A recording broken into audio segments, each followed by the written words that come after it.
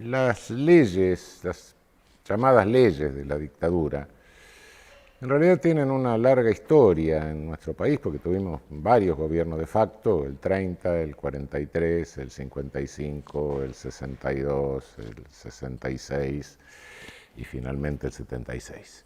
Es decir, rupturas de la continuidad institucional que, bueno, emitieron actos legislativos, esos distintos. Existía una vieja tradición, conforme a los primeros gobiernos de facto, que cuando se retornaba a la normalidad constitucional, se hacía una ley ómnibus con la cual se le daba carácter de ley a toda la legislación de facto. Esto se rompe en 1966, cuando la dictablanda de Onganía comienza a emitir ya no decretos leyes, sino leyes, y las comienza a numerar como si fueran leyes emitidas por el Congreso de la Nación. A todo esto está muy vinculado a la llamada doctrina o teoría de facto.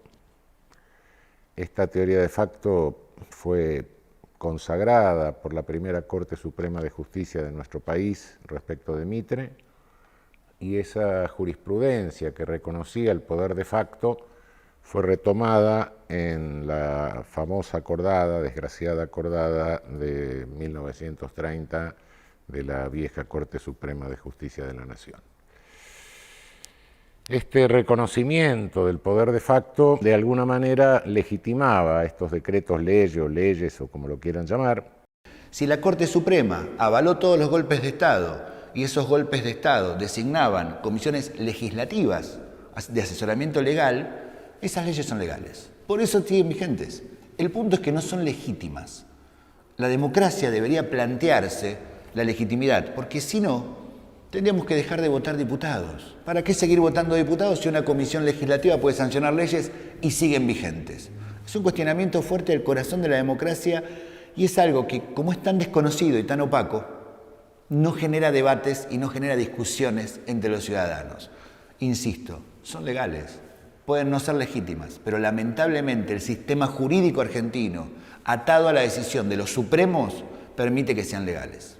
La creación de un órgano de consulta jurídica es una muestra clarísima de que la dictadura argentina del 76 se proponía, modificar o refundar las relaciones sociales. No hubo otra dictadura que tuviera un órgano de gobierno pensado específicamente para hacer leyes, ¿no? Creo que es importante estudiar a la CAL o pensar en la CAL porque es una muestra clara de la voluntad refundacional de la dictadura argentina. Me parece que es un órgano de gobierno extremadamente interesante porque además está profundamente militarizado, ¿no? O sea, en los últimos años los académicos, los periodistas y los estudiosos identificaron la presencia de civiles, de muchos civiles en el gobierno y aparecieron miradas nuevas sobre participación de civiles, complicidad cívico-militar, pero la CAL era un órgano fuertemente militarizado. Era el segundo órgano más importante de la dictadura en términos de militarización. El primero era la Junta. No había otro órgano gubernamental que estuviera tan militarizado como la Junta y la CAL. Yo creo que las leyes cumplieron, digamos, por una parte, una función que cumplen en cualquier gobierno que pretenda extenderse en el tiempo, ¿no? Si el plan de la dictadura, de la última dictadura militar, no era hacer una intervención corta. Y si van a quedarse gobernando, necesitaban leyes. Entonces, para eso necesitaban este cuerpo legislativo. Y también es cierto que su propósito era hacer ciertos cambios de base, para los cuales también necesitas leyes, porque sobre todo lo interesante en este sentido de las leyes es que las leyes son estables. Entonces, a menos que una ley se elimine, digamos, se anule y se proponga otra ley, todas esas leyes iban a seguir funcionando. El proceso se proponía cambiar las leyes de la sociedad. Y la CAL fue formaba parte de esta ingeniería alucinante del proceso donde todo debía funcionar a través de un equilibrio perfecto entre las tres fuerzas, ¿no? Uno de los principios fundamentales del gobierno del proceso en su totalidad era lo que conocemos como el reparto tripartito del poder, ¿no? O sea, gran parte de los órganos gubernamentales estaban divididos en un 33% para cada fuerza. Esto era un equilibrio ficticio, porque en realidad el ejército pesaba mucho más que las otras dos fuerzas, porque tenía más efectivos, porque tenía más experiencia política, pero bueno, idealmente se buscó un equilibrio, entre comillas, perfecto de poder entre estas tres fuerzas, y esto se vio muy claro en la CAL. La CAL estaba formada por 9 oficiales superiores, todos con el rango de coronel, 3 por cada fuerza, con un número no determinado de asesores.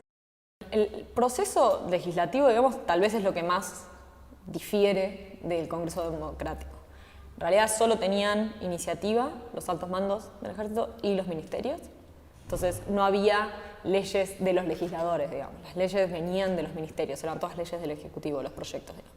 ¿Qué hacía la CAL? La CAL trataba o discutía los proyectos que se originaban en los ministerios. La dictadura tuvo durante los años 76-81 8 ministerios, esta estructura tradicional de 8 ministerios que después se fue modificando de acuerdo a cada gobierno. Cada uno de esos ministerios estaba ocupado por cada una de las Fuerzas Armadas. Idealmente había 2 ministerios para cada fuerza. Los más importantes los tenía el ejército. El ejército tenía trabajo e interior, ¿no? Los civiles tenían economía y educación. La Fuerza Aérea, que era el arma menos importante, tenía los 2 ministerios menos importantes, que eran el Ministerio de Justicia y el Ministerio de Defensa. Y la Armada, Relaciones Exteriores y Bienestar Social, que eran realmente los ministerios más importantes. Cada uno de esos ministerios, ocupado por cada una de estas fuerzas, redactaba un proyecto que necesitaba como órgano de gobierno, ¿no es cierto? Esto lo veía el presidente y el presidente Videla enviaba los proyectos de los ministros a la CAL. Algo que es muy interesante de los expedientes de la CAL es que uno puede ver no solo las disidencias entre las fuerzas, sino la intervención de privados. Hay una intervención de privados que es bastante, digamos, importante. Lo que uno puede observar es que cuando las leyes afectaban otros intereses, tenías privados o incluso otras secretarías, digamos, o las provincias, por ejemplo, ¿no? A los gobernadores interviniendo. Y lo que es interesante es que no solo tenías privados o provincias o, digamos, gente externa a la CAL pidiendo información o pidiendo que le dieran una audiencia o también proponiendo, digamos, enmiendas y cambios en las leyes, sino que también en algunos casos tenés que se le pide la opinión. Los ministros de Economía de la dictadura estuvieron muy presentes en la CAL y fueron muchas veces a la CAL a discutir los proyectos, porque si de algún tema no entendían la Fuerza Armada era economía, entonces no todo el tiempo. Y hay algo interesante también en los registros del archivo CAL, y es que las sesiones se interrumpían, ¿no? O sea, los taquígrafos que usaba la CAL eran los taquígrafos que estaban digamos, de parte del personal de planta del Congreso Nacional, ¿no? Los mismos taquígrafos. Y estos taquígrafos tenían la orden, cuando el presidente de la CAL lo indicaba, de terminar de tipear. O sea que hay espacios en blanco de las conversaciones, que seguramente donde se jugó toda la cosa importante, ¿no? Que se daban, por ejemplo, en torno a las leyes económicas. Cuando los visitaba Martínez de Osos, los visitaba Alemán, había mucho silencio del taquígrafo, ¿no? O sea, había, digamos, si no es por entrevistas, por ejemplo, es difícil reconstruir lo que sucedió con el tratamiento de las leyes importantes. Yo no recuerdo haber estudiado en el colegio que existía un congreso durante la dictadura, ¿no? Normalmente lo que uno le dijeron es, bueno, se cerró el congreso. Y si bien no era un congreso democrático, jugó un rol importante. Entonces, el hecho de poder, digamos, acceder a esto y este como revival de esa parte de la historia de las instituciones políticas que permite esta desclasificación de los documentos es súper importante. Esas leyes limitan la democracia, limitan el poder político, pero sobre todo condicionan la vida cotidiana, que eso es lo que a veces no logramos entender. La ley de entidades financieras, las leyes económicas, rigen tu sueldo, mi sueldo, rigen los bancos y siguen con la lógica de cuando fueron sancionadas, a pesar de las reformas que tuvieron, porque son leyes que deberían haber sido derogadas. Este encorsetamiento, insisto, limita la libertad de los individuos y cancela la posibilidad de discutir formas nuevas de legislar sobre la vida cotidiana de los ciudadanos. Creo que tendría que ser una tarea del Congreso de la Nación ponerse a revisar estas leyes. No se pueden decir en bloque, plum, desaparecen estas leyes, porque bueno, hay un problema de seguridad jurídica, claro. Puede eso causar más daño que mantener la vigencia de las leyes. Pero eso no le quita que las autoridades constitucionales y los representantes del pueblo, una vez electos, se pongan a revisar las leyes, ¿no?